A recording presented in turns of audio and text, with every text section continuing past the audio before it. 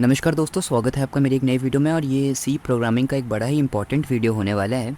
इस वीडियो में हम लोग बात करने वाले हैं फिबोनाची सीरीज़ के बारे में। इस वीडियो में बेसिकली हम लोग फिबोनाची सीरीज़ प्रिंट कराने वाले हैं दोस्तों जब यूज़र हम लोग का जो प्रोग्राम है वो बन जाएगा और रन हो जाएगा तो यूज़र कोई भी रैंडम नंबर ऑफ़ टर्म देगा और उसकी जो फिबोनाची सीरीज़ है वहाँ पे दोस्तों प्रिंट हो जाएगी। तो ऐसा कुछ प्रोग्राम दोस्तों बनने वाला है। लेकिन प्रोग्रामिंग करने से पहले, कोडिंग करने से पहले हम लोग को ये पता होना चाहिए कि फिबोनाची सीरीज़ होती क्या है दोस्तों। तो फिबोनाची सीरीज़ समझिए क्या होती है दोस्तों। जैसे कि देखिए कोई दो नंबर है, फॉर एग्जांपल फिबोनाची सीरीज़ बनाने के लिए हम लोग को दो नंबर की ज़रूरत पड़ती है। तो एक नंबर 0 है, कॉमा लगा दीजिए, एक नंबर 1 है दोस्तों। तो जब आप 0 और 1 को ऐड करते हो तो दोस्तों 2 आता है, और 1 और 2 को ऐड करोगे तो फिर 3 आ जाएगा। इस तरीके से आप देखिए दो नंबर ऐड करते रहिए। 1 और 2 को ऐड किया तो क्या आया, 1 और 2 को ऐड किया आपने, देखिए 0 और 1 को ऐड किया तो 1 आया। फिर 1 और 1 को ऐड किया तो 2 आया। फिर 1 और 2 को ऐड किया तो 3 आया। फिर 3 और 2 को ऐड किया तो क्या आया, 5 आया। फिर 5 और 3 को ऐड किया तो क्या आया, 8 आया। तो देख सकते हो अब यहाँ पे क्या दो नंबर ऐड हो रहे हैं और जो सीरीज़ है वो बनती चली जा रही है। और आपको दिख रहा होगा कि ये सीरीज़ कभी भी ख़त्म नहीं होगी। अब दो नंबर ऐड करते चले जाओगे और ये इनफाइनाइट नंबर ऑफ़ टर्म तक बनती चली जाएगी। तो यहाँ पे ऐसी सीरीज़ जिसमें कि आप दो नंबर ऐड करते चले जाते हो और जो सीरीज़ है वो बनती चली जाती, कभी भी दोस्तों ख़त्म नहीं होती है, वही सीरीज़ दोस्तों फिबोनाची सीरीज़ कहलाती है।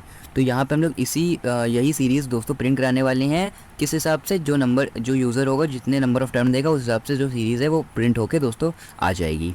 तो यहाँ पे जो सिंटेक्स है सी प्रोग्रामिंग का वो तो लिखा हुआ है, मगर यहाँ पे हम लोग सबसे पहले यहाँ पे जो करली ब्रैकेट है उसके अंदर हम लोग यहाँ पे क्या करेंगे, एक डेटा टाइप लेट करेंगे। तो डेटा टाइप दोस्तों होने वाला है इंटीजर। इंटीजर का मतलब है नॉर्मल वैल्यू जिसमें पॉइंट ना लगी हो, इंटीजर। और यहाँ पे वेरिएबल लेट करेंगे। पहला वेरिएबल दोस्तों होगा n, जो नंबर ऑफ़ टर्म यूज़र देगा, कॉमा लगा दीजिए। देखिए वेरिएबल हम लोग तब लेट करते हैं क्योंकि जो हम लोग को चाहिए होता है या फिर जो यूज़र देता है उसको डिफ़ाइन करने के लिए हम लोग नंबर ऑफ़ वेरिएबल्स लेट करते हैं। तो नंबर ऑफ़ टर्म के लिए हम लोग ने n लेट कर लिया और दो नंबर चाहिए, पहला 0 चाहिए और 1 चाहिए, क्योंकि मैंने बताया आपको कि फिबोनाची सीरीज़ बनाने के लिए हम लोग को दो नंबर चाहिए होते हैं। तो यहाँ पे हम लोग दो नंबर भी लेट करेंगे। तो a इज़ इक्वल टू दोस्तों 0, एक ये नंबर होगा, 0 नंबर होगा जो a में स्टोर हो जाएगा, कॉमा एक और नंबर हम लोग यहाँ पे स्टोर करेंगे b इज़ इक्वल टू 1, जो कि वन नंबर होगा b में स्टोर हो जाएगा, कॉमा दोस्तों c यहाँ पे, और दोस्तों i। c का यूज़ इसलिए मैंने किया हुआ है क्योंकि अब आगे जब मैं करूँगा यहाँ पे प्रोग्रामिंग तो पता चलेगा कि मैंने c का यूज़ क्यों किया हुआ है। और यहाँ पे i वेरिएबल आप एक लेट करोगे, सेमीकोलन लगा के दोस्तों एंटर कर दोगे।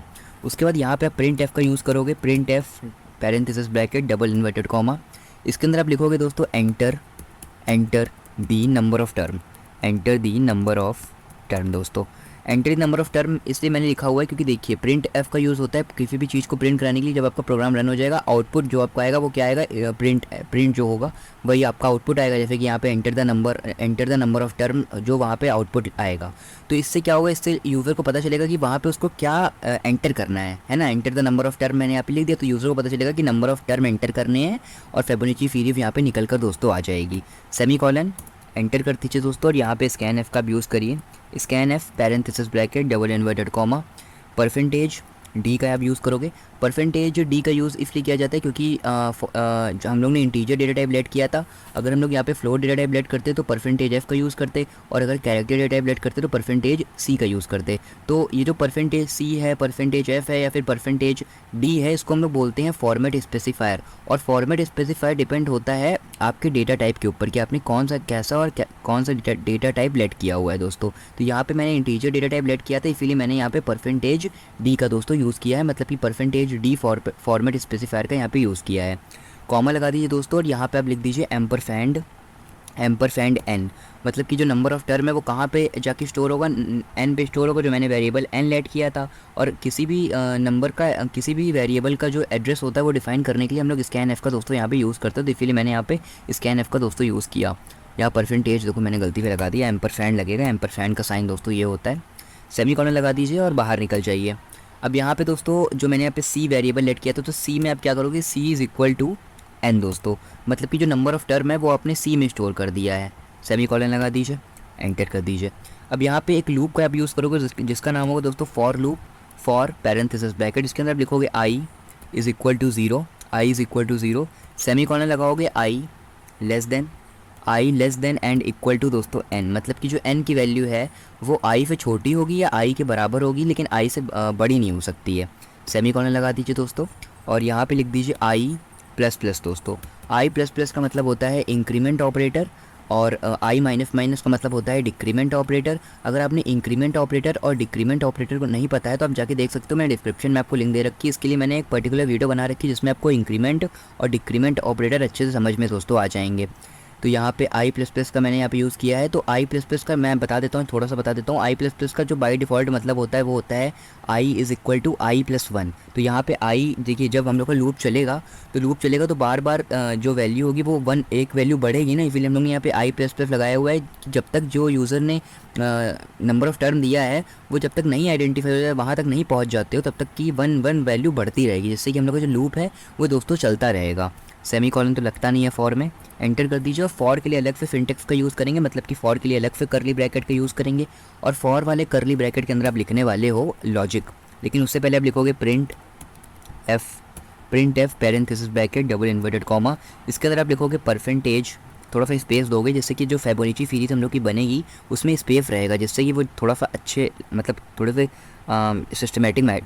सिस्टमेटिक दिखेगी आपको। तो यहाँ पे परसेंटेज डी का आप यहाँ पे यूज़ करोगे, कॉमा लगा दीजिए दोस्तों बाहर जाके, और एम्परसैंड नहीं, कॉमा के बाद ए दोस्तों यहाँ पे कर दीजिए, ठीक है। सेमीकोलन लगाइए, एंटर कर दीजिए। उसके बाद दोस्तों C is equal to A plus B दोस्तों, मतलब कि जो ए प्लस बी हम लोग ने दो नंबर ऐड करिए तो वो जो नंबर था वो सी में जाके स्टोर हम लोगों ने कर दिया। Semicolon A is equal to B दोस्तों, जो ए की वैल्यू है वो बी, जो बी की वैल्यू है वो ए में स्टोर हो गई, सेमीकोलन लगा दीजिए। बी इज़ इक्वल टू सी दोस्तों, जो बी सी की वैल्यू है वो बी में स्टोर हो गई, सेमीकोलन लगा दीजिए। अब जो फॉर वाला लूप है उससे बाहर निकल जाइए। बाहर निकलने के बाद दोस्तों अब यहाँ पे क्या करेंगे, रिटर्न लिखेंगे, RETURN रिटर्न, स्पेस दे दीजिए, स्पेस 0 और सेमीकोलन लगा दीजिए दोस्तों। तो दोस्तों देखिए यहाँ पे ये पूरा प्रोग्राम बनके तैयार हो चुका है। अब इसको रन करा के देखते हैं कि रन होता है या फिर दोस्तों नहीं होता है। तो रन कराने की जो शॉर्टकट ट्रिक होती है वो होती है FN + F11। तो यहाँ पे मैं एंटर कर देता हूँ FN + F11 दोस्तों यहाँ पे 0 लगा दीजिए, यहाँ पे सेमीकोलन करिए, FN + F11 मैं यहाँ पे क्लिक करता हूँ, देखते हैं ये रन होता है या फिर दोस्तों नहीं होता है। तो दोस्तों देखिए यहाँ पे ये रन हो रहा है। तो देखिए दोस्तों यहाँ पे रन हो चुका है, और ये देखिए मुझसे पूछ रहा है enter the number of term, जैसे कि मैंने वहाँ प्रिंट एफ में लिखा हुआ था, मैंने कहा हुआ था कि आउटपुट में क्या लिख के आएगा enter the number of term. तो दोस्तों अब मैं यूज़र बन चुका हूँ या फिर दोस्तों आप यूज़र बन चुके हैं। तो फॉर एग्जांपल मैं कोई भी रैंडम नंबर ऑफ टर्म देता हूँ, जैसे कि मैं देता हूँ, मुझे किसकी चाहिए, मुझे चाहिए 6 की फिबोनाची सीरीज़। एंटर कर देता हूँ दोस्तों, देखिए यहाँ पे 6 की जो फिबोनाची सीरीज़ थी वो निकल कर आ गई 0 1 1 2 3 5 8।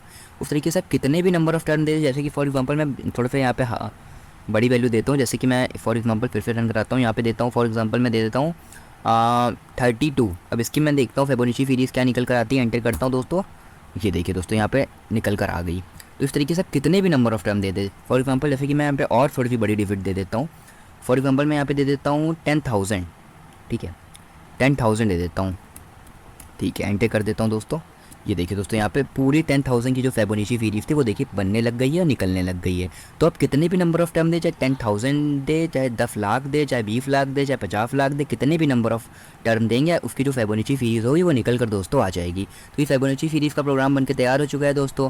तो आज की वीडियो के लिए इतना ही। अगर आपको मेरा वीडियो पसंद आता हो, कोई फ़ायदा होता हो तो चैनल को सब्सक्राइब कर दीजिए, बेल आइकन पे जाके ऑल पे क्लिक कर दीजिए, जिससे आपको मेरी सभी वीडियोज़ की नोटिफिकेशन जल्दी से जल्दी दोस्तों आ जाएगी। Thank you.